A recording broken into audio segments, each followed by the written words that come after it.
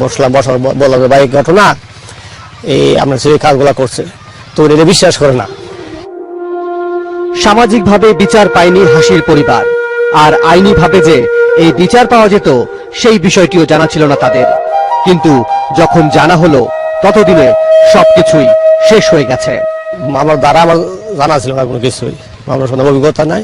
তো আমার বলছে যে এই দ্বারা হবে, যে একটা তথ্য প্রযুক্তি আইনে একটা হবে, আর শিশু নারী নির্যাতন দমন আইনে 902 দাঁড়াতে হবে। গ্রামগঞ্জের সাধারণ মানুষ এ ধরনের পর্নোগ্রাফি অ্যাক্ট কিংবা তথ্য প্রযুক্তি আইন সম্পর্কে কম জানবেন, এটাই স্বাভাবিক। কিন্তু আইনের মানুষ হয়ে যদি আইনের সঠিক ব্যাখ্যা দিতে না পারেন, তবে পুরো বিষয়টি আমাদের কাছে অস্বাভাবিক ঠেকে। কিশোরগঞ্জের ভৈরব পৌরসভার এই চাঞ্চল্যকর মামলাটি সম্পর্কে সবশেষ অবস্থা জানতে গিয়ে আমাদের সামনে উঠে এসেছে বেশ কিছু অস্বস্তিকর তথ্য।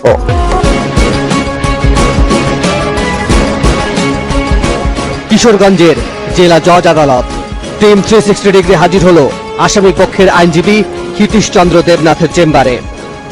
আমার বক্তব্য তো আসামি বলছে সে নির্দোষ, কিন্তু পুলিশের তদন্ত প্রতিবেদন বলছে সুলতান দোষী, যে কারণে উচ্চ আদালতে জামিন পায়নি সুলতান। এবার বাদী পক্ষের আইনজীবী অ্যাডভোকেট মিজানুর রহমানের চেম্বারে টিম 360 ডিগ্রি। এই আইনজীবীর সাথে আলাপ করে জানা গেল কিশোরগঞ্জ জেলাতেই এ ধরনের আরো বেশ কিছু মামলা আছে তার হাতে। চট্টগ্রামের একটা মামলা আছে, ওইটা মেয়ে গোসল করতেছিল, বাথরুমের চুলার বেড়ার ফাঁক দিয়া ভিডিও করছে, ভিডিও করে পরবর্তী সময়টা ইন্টারনেট দিয়ে দিচ্ছে। তবে ঘটনা বলছে এটা তথ্য প্রযুক্তির বদলে পর্নোগ্রাফি আইনে মামলা হওয়ার কথা ছিল। এটা ওই মামলাটা পর্নোগ্রাফিতে হইতে পারে। একই ধরনের আরো একটি ঘটনার বর্ণনা করলেন আরেক আইনজীবী। তার ইচ্ছার বিরুদ্ধে আপত্তিকর অনৈতিক কাজগুলো করে আর কি, করার পরে এই মেয়ে আর জানে না, মোবাইলে যারা রেকর্ড করে রাখছে, সিডি করে রাখছে, এদের মধ্যে একজন আর কি, যে তোমার বাবাকে বলো 3 লক্ষ টাকা দিতে আমাদের, না দিলে আমরা এই যে ওই দিন যে আমরা এই কাজগুলা করছিলাম তোমার ইচ্ছার বিরুদ্ধে, এটা আমরা প্রকাশ করে দেব, ইন্টারনেটে ছেড়ে দেবো আর কি। আবারও ধারা পরিবর্তন, পর্নোগ্রাফি আইনের বদলে মামলা হলো তথ্য যোগাযোগ ও প্রযুক্তি আইনে, যার প্রভাব পড়ে আদালতে চার্জ গঠনের সময়। ভবিষ্যতে আপনার চার্জের বেলায় দেখা গেছে অন্য একটা পার্টি আইনগতভাবে সুবিধা পাওয়া যেতে পারে। পুলিশের উচিত ছিল যে স্পেসিফিক যে আইনটা, এই আইনই করা দরকার ছিল। তিনি দোষ চাপালেন পুলিশের ওপর। এবার দেখা যাক পুলিশ কি বলে। যে আইনে ফিট করে সে আইনে মামলা নেওয়া হচ্ছে, এরপরে সার্কেল এসপি আছে, অ্যাডিশনাল এসপি আছে, তারা দেখছে মামলাগুলো কোর্টে যাচ্ছে, সেখানে কোনো আইনি ছোট বড় বা এরকম বিচার করার কিছু নাই। আইন নিয়ে আইনি লোকেদের মধ্যে যখন এত জটিলতা, তখন সাধারণ বিচার প্রার্থীদের অবস্থা কি হতে পারে একটু ভেবে দেখুন। এবার কিশোরগঞ্জ জেলা ছেড়ে আমরা ফিরতে চাই রাজধানী ঢাকায়, কারণ রাজধানী ঢাকায় আমরা এমন একটি মামলার সন্ধান পেয়েছি যেটি নিয়ে আমরা অনুসন্ধান করতে চাই। এবার দেখা যাক এই মামলা আমাদের কোন দিকে নিয়ে যায়। 22 ডিসেম্বর 2014, দারুস সালাম থানা এলাকা। 14 বছর বয়সী এক গার্মেন্টস কর্মীর সাথে প্রেমের সম্পর্ক গড়ে তোলে ভ্যান চালক জনি। প্রেমের ফাঁদে ফেলে জনি ওই গার্মেন্টস কর্মীকে একদিন তার বাসায় ডেকে নিয়ে যায়। তারপর জনির সাথে যোগ দেয় আরো 7 জন। এরকম জোরজবস্তি করে ছেলে আমার সাথে এটা করছে, করার পর ওটা যে ওর বন্ধু বান্ধব যে ভিডিও বা কিছু করছে ওটা আমি জানি না। তারপর সেই ভিডিওর দৃশ্য দেখিয়ে তার কাছে দাবি করা হয় 10,000 টাকা। তোমারও 4 দিনের টাইম দিচ্ছে, 4 দিনের ভিতরে যদি তুমি টাকা না দাও তাহলে এই যে ভিডিওটা আছে এটা আমি নেটে ছেড়ে দেবো। আরো অনেক ভয় দেওয়া হয়েছে আমাদের। একবার টাকা নেয়ার পরেও ক্ষান্ত হয়নি অপরাধী চক্র, আবারও টাকা চেয়ে বসে তারা। তারপরের ঘটনা আরো ভয়াবহ। ওই বিল্ডিং এ আমরা নিয়ে গেছি, জোর করে আমার মদ খাওয়াইছে, খাওয়ার পর আমার মিসঅ্যান্ডারস্ট্যান্ডিং করে ওরা আমার সাথে এরকম করার পরে ওটা আবার ভিডিও করছে। এই মামলাতেও পর্নোগ্রাফির বদলে দেয়া হয় তথ্য ও প্রযুক্তি আইনের ধারা। কারণ জানতে চাওয়া হলো থানার ভারপ্রাপ্ত কর্মকর্তার কাছে। এটা কোনো তেমন এই না কথা হলে ঘটনাটা ঘটছে, তদন্ত হোক, তদন্ত ঘটতে পারে, হওয়ার পরে অবশ্যই সঠিক ধারাই যাবে। এই ঘটনা জানতে পেরে সহায়তার হাত বাড়ায় বাংলাদেশ জাতীয় মহিলা আইনজীবী সমিতি। মামলার ধারা দেখে প্রশ্ন তুলে এই সংগঠনটিও। এটা একদম পর্নোগ্রাফি নিয়ন্ত্রণ আইনে হওয়ার কথা। এখন দেখা যাচ্ছে তারা কিন্তু তথ্য প্রযুক্তি আইনে চেষ্টা করেছে। এখানে স্পেসিফিক এবং থানা কিন্তু যে ওসি নিজেই স্বীকার করেছেন ওনারা জানেনই না এটা। এই আইন সম্পর্কে পুলিশের দুর্বলতা নিয়ে প্রশ্ন রাখা হলো আইনমন্ত্রীর কাছে। তাদের হয়তো এই আইনটা সম্বন্ধে এতটা সচেতনতা নাই। আমি যেটা করব একটা ফ্যাক্ট শিট, যেটা কি হবে একটা এক্সপ্লেইন করে এই ধারায় অপরাধ গণ্য হবে এবং তাহলে এটাকে এই আইনে আপনারা মামলা দিতে পারবেন। এরকম আমি একটা বাংলাদেশে যতগুলি থানা আছে সবগুলিতে পাঠিয়ে দেব। আইনমন্ত্রীর এই প্রতিশ্রুতি কবে বাস্তবে রূপ নেবে সেটা এখন দেখার বিষয়। তবে পর্নোগ্রাফি আইন এদেশে নতুন হলেও এ ধরনের অপরাধ কিন্তু অনেক পুরনো। 90-এর দশকে এদেশে পর্নোগ্রাফি অপরাধের অনেক উদাহরণ আমাদের সামনে আছে। ফিরছে একটা বিরতির পর।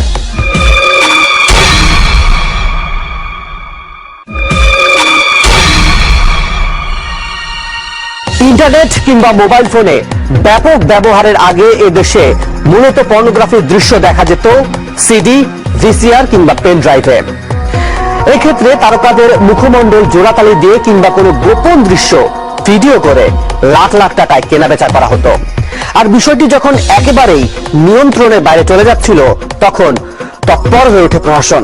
চলে সাইবার ক্যাফে, এমনকি দোকানে দোকানে অভিযান। আর এ বিষয়ে একটি আইন তৈরি করতে সরকারের উপর চাপ তৈরি করতে থাকে মানবাধিকার সংগঠনগুলো।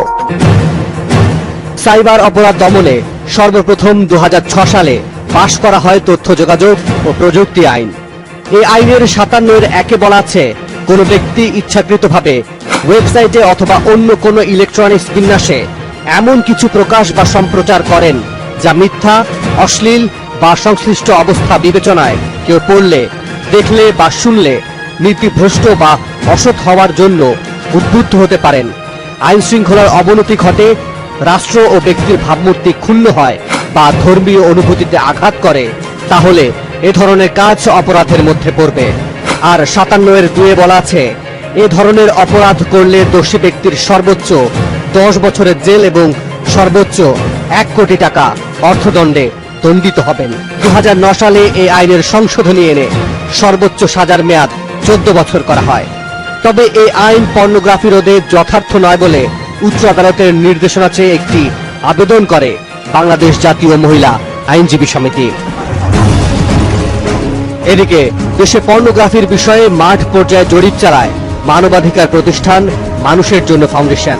জরিপে পর্নোগ্রাফির জন্য নতুন আইন প্রণয়নের সুপারিশ করে সংগঠনটি।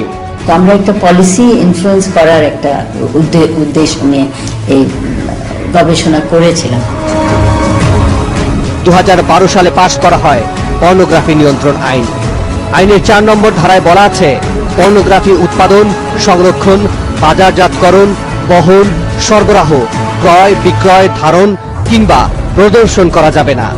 এই আইনের সর্বোচ্চ সাজা 10 বছরের জেল এবং 5 লাখ টাকা জরিমানা। আর এই আইনের অনেক ফাঁকফোকর তুলে ধরেন এই মানবাধিকার কর্মী। দুর্বলতার ভিতরে সব থেকে বড় যেটা হলো করাপশন, এবং তারপরে হলো ভিকটিম, সেকেন্ড টাইম ভিকটিমাইজ হচ্ছে। তবে অপরাধ অনুযায়ী এই আইন যথেষ্ট বলেই দাবি করেন আইনমন্ত্রী। যা আছে তা কিন্তু আপাত দৃষ্টিতে আমার মনে হয় যথেষ্ট। আইন কতটা শক্ত আর কতটা দুর্বল সেই বিতর্কে আমরা যেতে চাই না। তবে কাউকে কটূক্তি করলে তথ্য প্রযুক্তি আইনে 14 বছরের কারাদণ্ড আর একটি মেয়ের জীবন ধ্বংস করে দিলে 10 বছরের কারাদণ্ড, সেটাই বা কতটুকু যৌক্তিক, সেটা ভাবনার দায়িত্ব আমরা আইন প্রণেতাদের হাতেই ছেড়ে দিতে চাই। তবে সে যাই হোক, মানুষের জন্য ফাউন্ডেশন পর্নোগ্রাফির মাঠ জরিপ নিয়ে যে তথ্য তুলে ধরেছে সেটা মিলিয়ে দেখতে আমরা এবার অনুসন্ধানে নামতে চাই। শিক্ষা প্রতিষ্ঠান কিংবা কোচিং সেন্টারের আশপাশেই গড়ে ওঠে সাইবার ক্যাফে। আর এসব সাইবার ক্যাফেগুলোর টার্গেট স্কুল কলেজগামী শিক্ষার্থী। স্কুল ছাত্রদের খোঁজে সাইবার ক্যাফেতে টিম 360 ডিগ্রি, উদ্দেশ্য গবেষণার হিসেব মেলানো। সাইবার ক্যাফের ভেতরে এ ধরনের খোপ আকারে ছোট ছোট কক্ষ থাকার কোনো নিয়ম নেই, কিন্তু কোনো নিয়ম নীতির তোয়াক্কা না করেই চলছে রাজধানীর বেশিরভাগ সাইবার ক্যাফে। কক্ষের ভেতরে ঢুকতেই বেরিয়ে আসলো ক্লাস 6 এর এই ছাত্র। কি করে সাইবার ক্যাফে? গেমস খেলি। গেমস? ফেসবুক আজকে লং করা হয় নাই। কোন ক্লাস থেকে নেট ইউজ? এই যে 10 এই বছরেই। অথচ 18 বছরের নিচে কোনো শিশু এখানে আসার নিয়ম নেই বলে জানালেন ক্যাফের মালিক নিজেই। লাইসেন্সের নিয়ম করা আছে যে 18 বছরের নিচে কোনো ছেলেকে বসানো যাবে না। 18 বছরের নিচে আমরা কোনো ছেলেকে বসাতে রাজি না। কম্পিউটারের এই বাজারে সব ধরনের গান ডাউনলোড করা যায়। প্রকাশ্যে গান কেনা বেচার এই দোকান হলেও গোপনে চলছে অন্য কিছু। এখানে খুব সহজেই মোবাইলের মেমোরি কার্ড, পেন ড্রাইভ আর হার্ড ড্রাইভে কেনা বেচা হয় নিষিদ্ধ ভিডিও চিত্র। আরো কিছু তথ্য দিলেন এই ব্যবসায়ী। মুরব্বীরাও আসে, ইয়াং জেনারেশন আসে। হ্যাঁ, আসলে কিছু ভিডিও অনেকগুলো তো অ্যাভেলেবল সব দোকানেই হয়। আর বাজারে পণ্য সিডির চাহিদা সম্পর্কে ভয়াবহ পরিসংখ্যান জানালেন এই সিডি বিক্রেতা। ওই আরেক টিভিটা আছে নাকি? আরেক আমরা তো প্রতি সপ্তাহে 20টা করে নতুন মাল পাই বাংলা, আমরা জানি না কোনটা কোথায়। এবার বড় ক্যামেরা দেখেই পালিয়ে গেলেন তিনি। তবে সাহস নিয়ে অনেক কথাই বললেন এই ব্যবসায়ী। বিদেশে নিয়ে যায় বাংলাদেশের সিটি। পাটোটালি আছে, বান্যগর আছে, সুপার মার্কেট আছে, তারা বানায় আপনার বাসা ফ্যাক্টরি আছে। জেলে গেছি পরে 18 থেকে 20 বার গেছি নেকেট ছবির মামলা। পর্নোগ্রাফি কতটা নীরব ঘাতক এই ব্যক্তি সেই উদাহরণ হতে পারেন। হয়তো আমি বাইরে কোথাও বেরিয়েছি, হয়তো কোনো কাউকে দেখলাম সুন্দর মেয়েকে, তখন আমি ওই পর্নোগ্রাফি সিনটাই তাকে দেখে মনে করতাম। আমার ফ্যামিলির সাথে আমার আসলে টোটালি দেখা যায় এই কারণে একসময় প্রায় ছাড়াছাড়ি হয়ে যাওয়ার কথা ছিল। পর্নোগ্রাফির প্রভাবে মানসিক বিপর্যয়ের আশঙ্কা এই মনোবিজ্ঞানীর। একটা ফ্ল্যাটের ভিতরে যদি 5টা রুম থাকে, 5 রুমে 4 জন থাকে, 4 জনই আলাদা হয়ে গেছে। সবার রুমে টেলিভিশন, সবার রুমে ল্যাপটপ, সবাই আমরা ভোগবাদী জগতের মধ্যে ঢুকে বসে থাকি। কমিউনিকেশন গুলো ডিসরাপ্টেড হয়েছে। এটা সূক্ষ্ম পরিবর্তন নয়, এটা ব্যাপক বিপর্যয় আমি বলবো। বাংলাদেশ মহিলা আইনজীবী সমিতির পরিসংখ্যান বলছে গত 2 বছরে পর্নোগ্রাফির 72টি ঘটনা ঘটলেও মামলা হয়েছে মাত্র 51টি।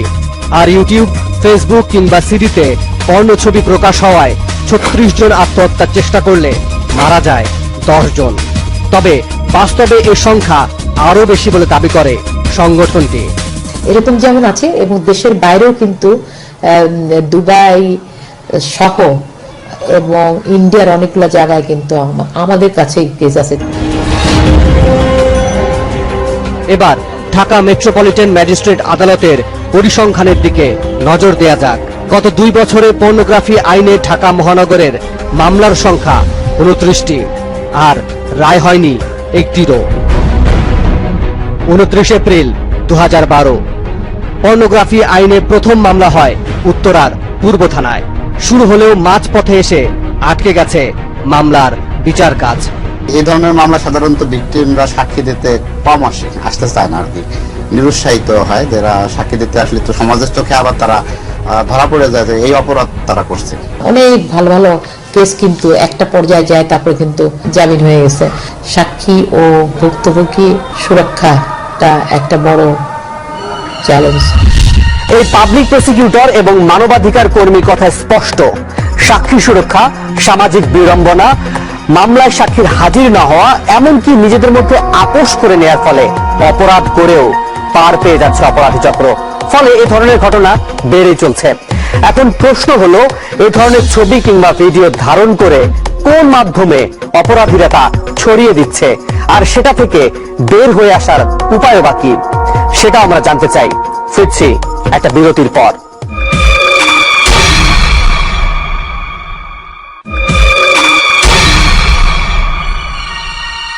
তথ্য প্রযুক্তির ব্যবহার যত বাড়ছে ততই বাড়ছে সামাজিক যোগাযোগ মাধ্যমগুলোর জনপ্রিয়তা। ইন্টারনেট ব্যবহার করেন অথচ ফেসবুকে একটি আইডি নেই অথবা বিভিন্ন ওয়েবসাইট ঘুরে দেখেন না, এমন মানুষ খুঁজে পাওয়া মুশকিল। এখন ফেসবুক কিংবা অন্যান্য সামাজিক মাধ্যম ব্যবহার করে আপনি আপনার পুরনো কোনো বন্ধুকে হয়তো খুঁজে পাচ্ছেন, কিন্তু একই সাথে থেকে যাচ্ছে অন্ধকারের হাত।